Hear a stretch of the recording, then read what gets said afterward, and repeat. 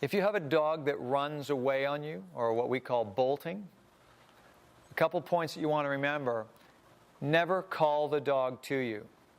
Do not use the dog's name. Do not say come.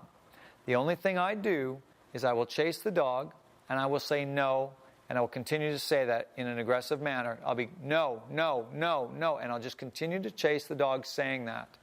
Now, typically what will happen is if you've worked with the dog already and there's some degree of respect happening there, that when they realize that you're not giving up and you're coming after them and all you're saying is no, they're hearing the fact that you're in pursuit and that you're not happy. And the end result of this is probably not going to be that good for them. So in many cases, the dog will then decide to roll over and submit. They will lay down, which will give you the ability to catch them and to then correct them. It's important always when we're having our dog out in any situation where they could get loose that we have the long training line on them. If you have a very fast dog who's a real skilled bolter and you know he's going to take off, you may want to increase your training line, light quarter-inch training line, to 25 or 30 feet. So if he starts to run, you're guaranteed you can get on it. And you have to weigh this all up with your own physical abilities. If you're not in good shape and you can't run very fast, make it 50 feet and chuck a pile of rope beside you, but make it very light so it's not like an anchor to the dog.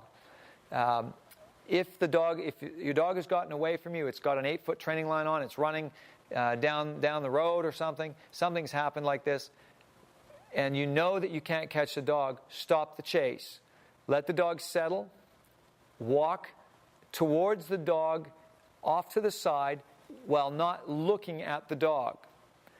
By coming at the dog without staring at them and sort of in a very calm manner, the dog will wonder what you're doing because it does not look to them like you are now in pursuit of them.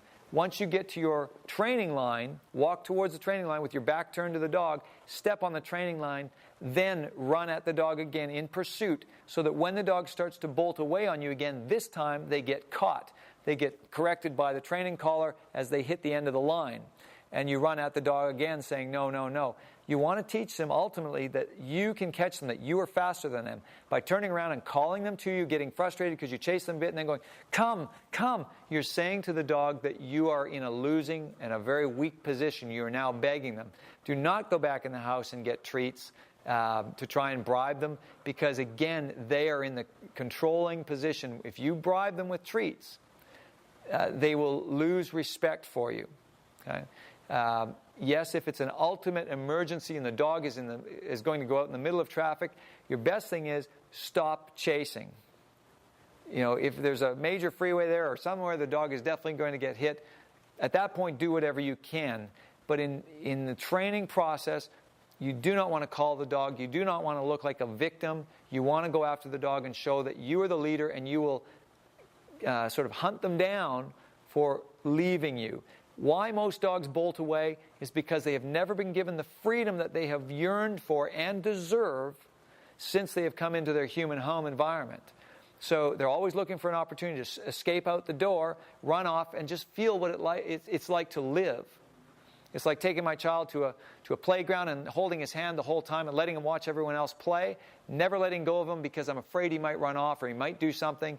That's mental and physical suffering that child is going through. And most dogs are experiencing that every day of their lives. Sentenced to a life on a leash, all they want to do is get free of that silly little string so they can feel what it's like to really enjoy their lives. With Judah here, we go for our walks a couple times a day. He is completely off leash. He enjoys his run as we walk around the lake, and he knows what it's like to be a dog and to live. And it would be cruel and unusual punishment to have not trained him properly to let him enjoy that feeling of freedom. So even though we have a dog that bolts, it is a situation that can be conquered if we do it properly. If you have a dog that is absolutely bolting, there's again where you want to use your electronic collar. If you're unable to corral them or catch them, then use an electronic collar. When you first start doing your off-leash training and you have a dog that bolts, work in a field that's fully fenced in. Go to a baseball park somewhere and give them that opportunity to start getting that freedom to move around. But you know if they start to bolt, you can contain them because of the fencing.